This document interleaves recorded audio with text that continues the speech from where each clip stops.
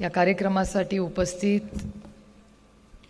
यशवंतराव चव्हाण सेंटरचे अध्यक्ष आदरणीय पवारसाहेब, आजचे प्रमुख अतिथी प्राजक्ता देशमुख, आसावरी जगदाळे यांचा आज सन्मान आपण करतोय। अशा मनीषाताई, श्यामलताई, कमलताई ज्यांच्यावर अनेक वर्ष मला काम करायची संधी मिळाली, अशा उल्काताई, शबनम, अलका धुपकर, व्यासपीठावरील सर्वच मान्यवर उपस्थित बंधू आणि भगिनींनो,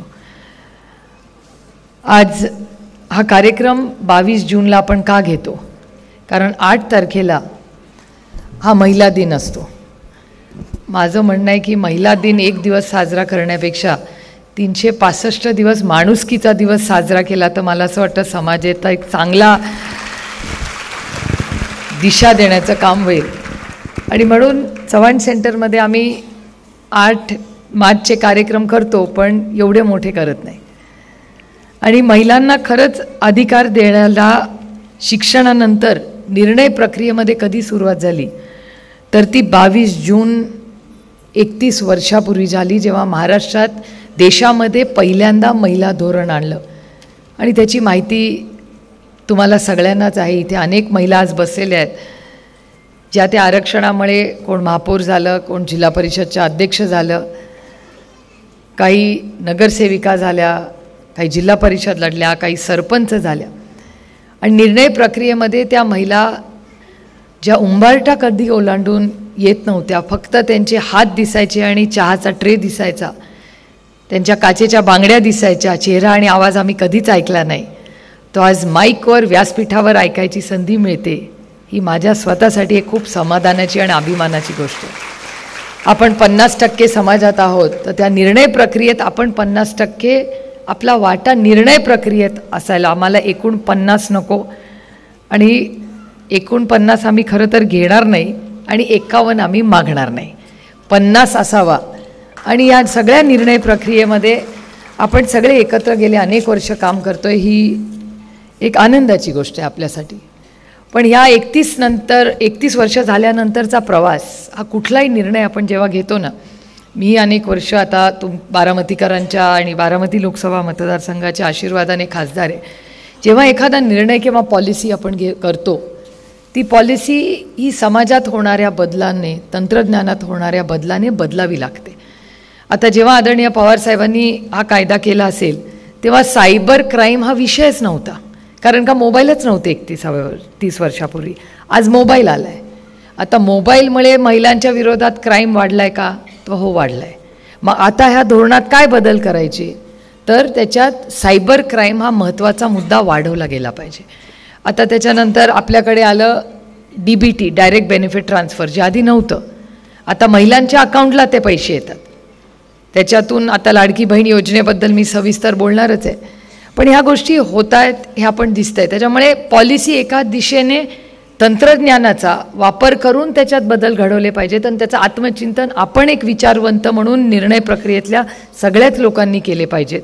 आणि हे करत असताना एका बाजूला ते बदल होत असताना दुसऱ्या बाजूला आपल्या पुण्यामध्ये, ज्या पुण्यामध्ये आपण आहोत, या पुण्यामध्ये ज्याला सुसंस्कृत पुणे म्हणतात, या पुण्यामधल्याच जिल्ह्यातल्या एका तालुक्यामध्ये आजही महाराष्ट्राची एक लेक ही हुंडा मागितला म्हणून आत्महत्या करते, ह्याच्यासारखी दुर्दैवी घटना नाही मला विचारत।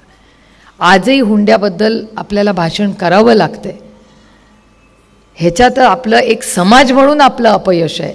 आणि त्याच्यामुळे मी ठरवलं की जुलै महिन्यापासून संपूर्ण महाराष्ट्रात पुढचा 1 वर्ष जमेल तितके कॉलेजेस, संस्था ह्या संघटित करून पूर्ण ताकदीने हुंडा विरोधात मोहीम आपल्याला सगळ्यांना मिळून चालवायची आहे।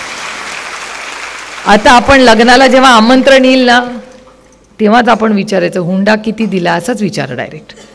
तो उत्साहाच्या भरात सांगेल, पण त्या लग्नाला जायचं नाही आजपासून।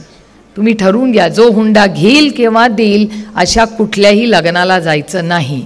रुखवत जे दाखवतात ना, तिथे गाडी बिडी दिसली तर विचारायचं गाडीचे पैसे कोणी दिले, कारण का हा माझा स्वतःचा अनुभव। अनेक वेळा मतदारसंघात गेलं की बाहेर एवढी मोठी गाडी, त्याला हार बीर लावून ठेवलेलं असतं, ते काय नाही आम्ही असंच दिलं, असंच दिलेलं नसतं ते। हे आपण आत्ता जी घटना पुण्यात झाली त्या म्हणजे दुर्दैव ज्या कुटुंबाचे, हगवणे कुटुंबाचे आणि आमचे 5 दशकाचे कौटुंबिक संबंध, आता जी कुटुंब सुशिक्षित आहे, शिकलेलं आहे, त्यांच्या मुली सुना लेकी सगळ्या शिकलेल्या आहेत, अशा घरामध्ये तुम्ही जर दरवेळीच मुलगी माहेरी गेल्यावर म्हणला की आता तू आलीस तर काय घेऊन येणार, आता गाडी घेऊन ये, काय नाही तर मला धक्काच बसला सांगितलं तो 1.5 लाख रुपयाचा मोबाईल घेऊन ये, तुला मोबाईलवर बोलायचं तू हिमतीने ये ना, सासऱ्याला कशाला सांगतोय मोबाईल पाहिजे.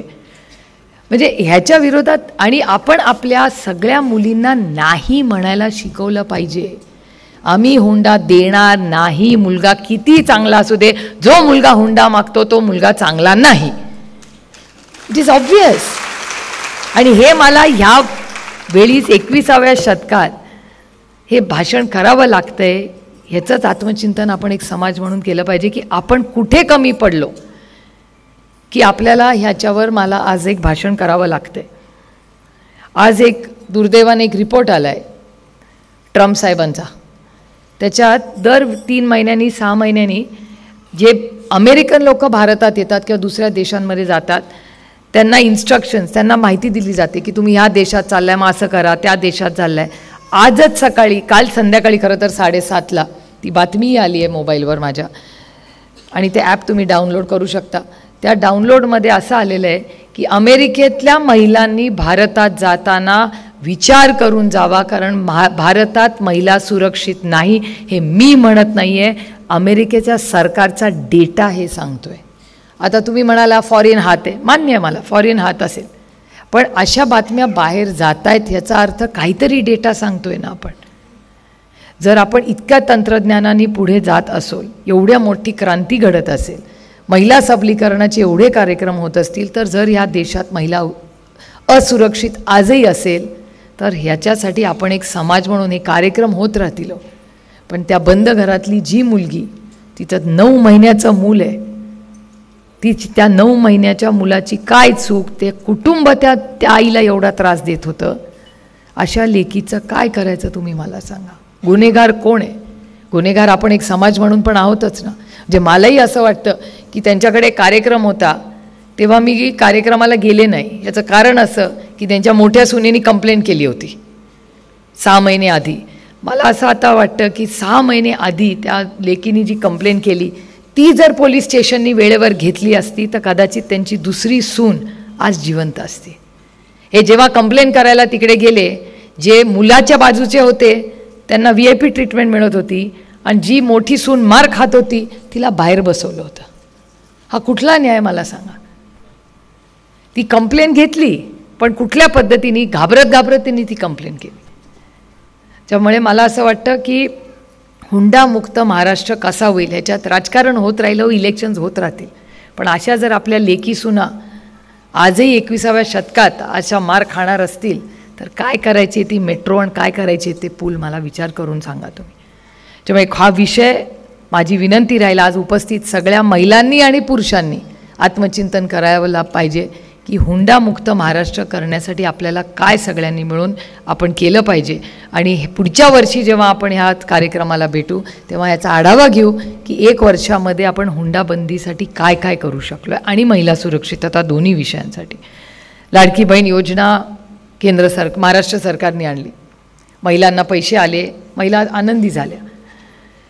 कालच एक रिपोर्ट आला आहे त्याच्याबद्दल की खरंच सामाजिक परिवर्तन त्या 1500 रुपयांनी झालं का नाही. मी स्कीमवर टीका करत नाही, मी सरकारवरही टीका करत नाही. इथे उल्काताई बसलेल्या आहेत, उल्काताई ही अभ्यासपूर्वक सांगू शकतील की 1500 रुपये त्यांच्या अकाउंटला आल्यामुळे सामाजिक परिवर्तन, त्यांची प्रतिष्ठा, त्यांचा मान सन्मान समाजात वाढला का? तर नाही वाढलेला. आणि नुसता वाढलेला नाही आहे, त्याच्यातून त्यांच्या आयुष्यात कुठला मोठा बदल झाला?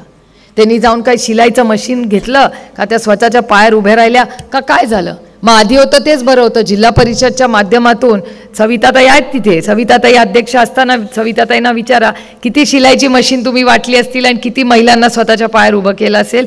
हे काम DBTच्या आधी अशा महिला ज्या निर्णय प्रक्रियेत होत्या अशा सविताताई दगडेंसारख्या महिलांनी ऑलरेडी केलेलं आहे. आणि ते शिलाईचं मशीन 150-1,500 पेक्षा नक्कीच जास्त असेल, जास्त म्हणजे आधी आपण जास्त निधी देत होतो उलट महिलांना, आता तो कमी झालेला आहे.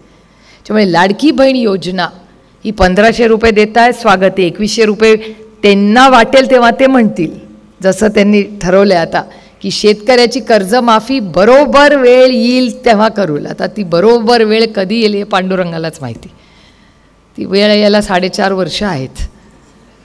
तर मला नाही वाटत की आज का आज उद्या काय आपल्याला सरसकट कर्जमाफी होणार आहे. पण माझा महत्त्वाचा मुद्दा असा आहे की जेव्हा जेव्हा अशा स्कीम्स तुम्ही करता, महिलांना 1500 रुपये देता, हे जरूर करा, पण त्याच्याबरोबर महिलांना स्वतःच्या पायावर उभं राहण्यासाठी उच्च दर्जाचं शिक्षण आणि त्याच्याबरोबर हाताला काम देऊन त्याला नुसतं काम देणं नाही, त्याला मार्केट देण्याची पण गरज आहे. ह्याच्यात महाराष्ट्र सरकारने काम केलं पाहिजे. प्रत्येक जिल्ह्यामध्ये मला सांगा, कलेक्टरचं ऑफिस आहे, जिल्हा परिषदचं ऑफिस आहे, का नाही तिथे बचत गटाची दुकानं ठेवत? लाखो लोक तिथे फिरतात. एवढे गाळे सगळीकडे असतात. बचत गटाला द्या गाळे प्रत्येक ठिकाणी. काय फार अवघड नाही कुठल्या सरकारला हे करणं.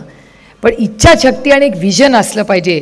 दुर्दैवाने हे फक्त इलेक्शन पुरतं सीमित होतं. ही सामाजिक परिवर्तन इलेक्शन केंद्रबिंदू ठेवून होणार नाही. सामाजिक परिवर्तनासाठी लढावं लागतं आणि ती लढण्याची तयारी ही आपण सगळ्यांनी दाखवली पाहिजे. सरकारं येतील आणि जातील, पण आपल्या महिला, मी आज इथे आवर्जून एक आसावरीचा सत्कार आउट ऑफ टर्न ठेवला आहे. का ठेवला हा? आपण खरं असे सत्कार कधी करत नाही, आपण सहज सत्कार करतो.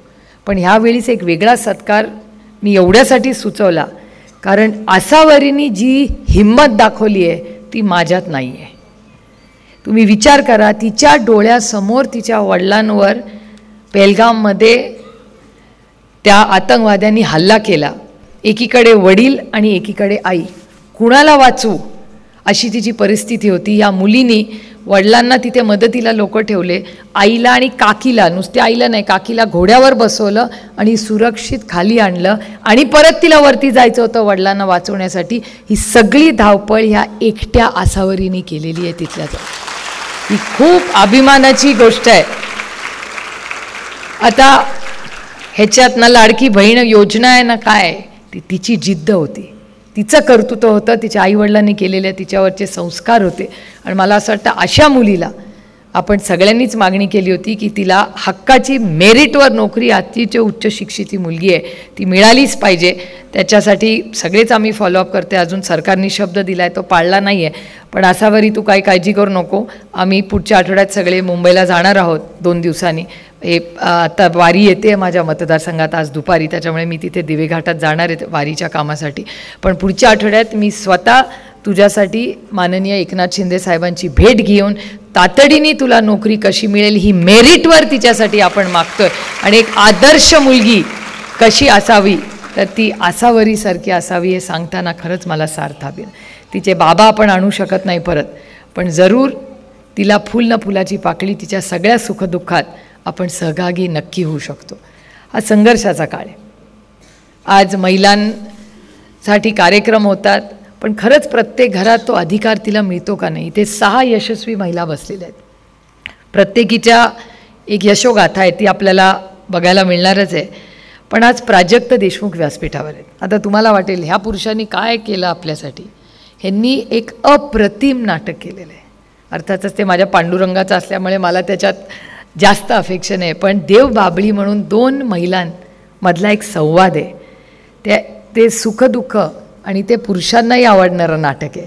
त्याच्यामुळे जर बघितलं नसेल तर जरूर हे नाटक बघा.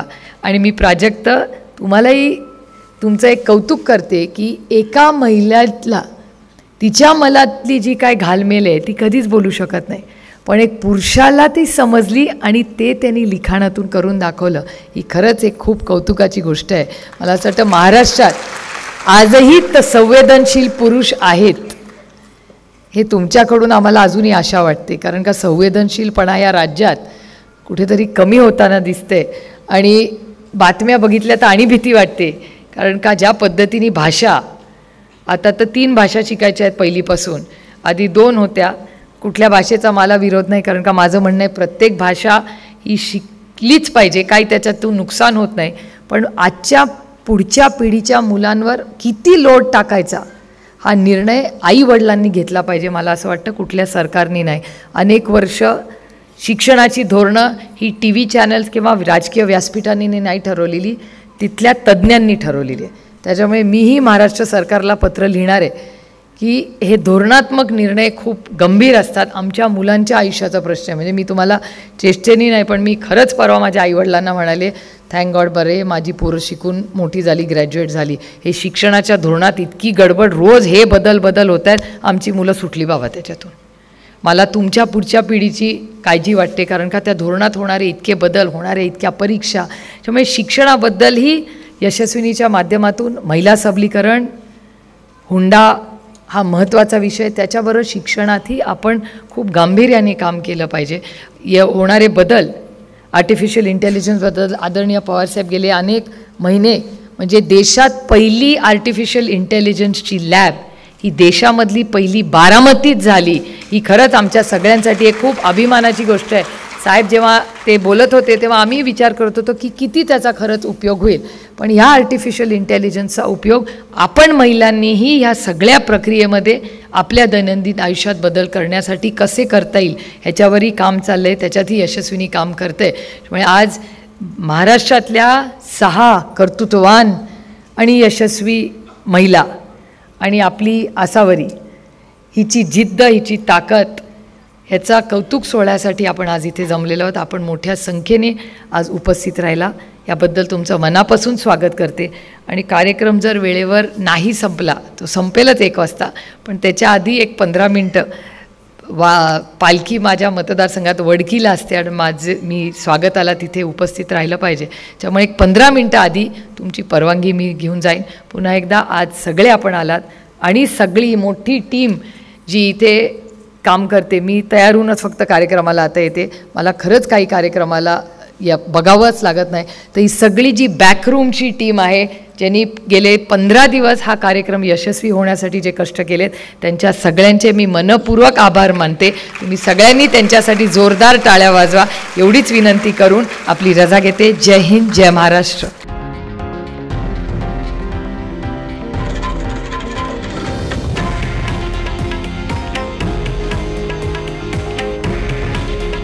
हे आहे देशातील नंबर 1 न्यूज नेटवर्क आणि आपण पाहत आहात TV9 मराठी. काळजी तुमची, हित महाराष्ट्राचं.